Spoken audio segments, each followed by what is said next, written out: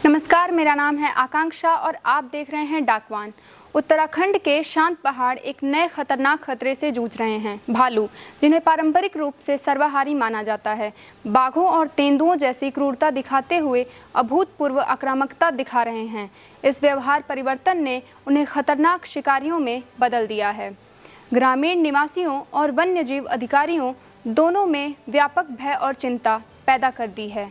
कभी फल, सब्जियों और कभी कभार मांस से संतुष्ट रहने वाले ये हिमालयी भालू अब अपनी प्राकृतिक पसंदों को तेजी से त्याग रहे हैं। आंकड़े इस बात की पुष्टि करते हैं कि वे ज़्यादा मांसाहारी और आक्रामक शिकार शैली की ओर बढ़ रहे हैं, जो वन अधिकारियों के लिए एक नई और पेचीदा चुनौती है।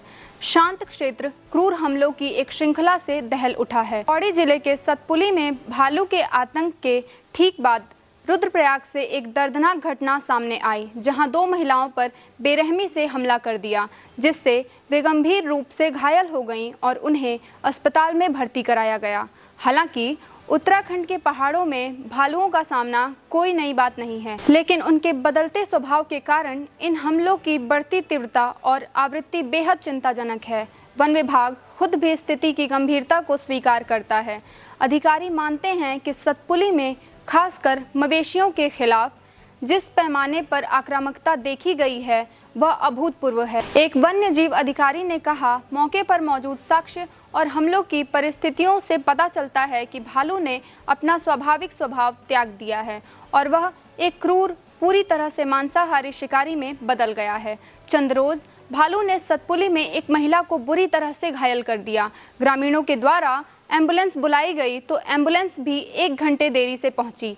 वन विभाग के एक अधिकारी ने बताया कि पौड़ी गढ़वाल के सतपुली में इतने कम समय में भालू द्वारा इतने सारे मवेशियों पर हमला पहली बार हुआ है।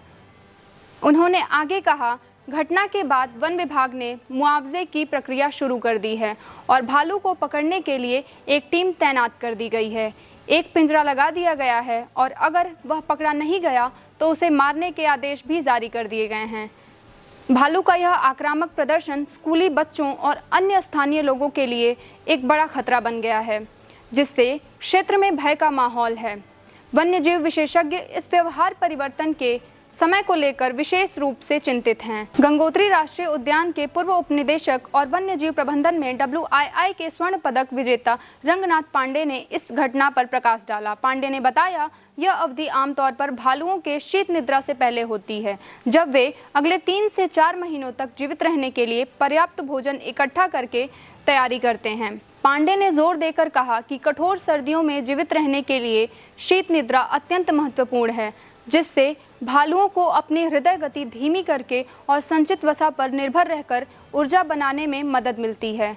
शीत निद्रा के मौसम के बाद भालू आमतौर पर अपनी मादों से बाहर निकल आते हैं और सामान्य गतिविधियां फिर से शुरू कर देते हैं। हालांकि खतरे का स्वरूप बदल गया है। भालुओं से उत्पन्न खतरा नया नहीं है। पिछले 25 वर्षों में भालुओं ने उत्तराखंड में 68 लोगों की जान ली है और 1972 लोगों को गंभीर रूप से घायल किया है, जिससे मानव हमलों की कुल संख्या 2000 से ज़्यादा हो गई है।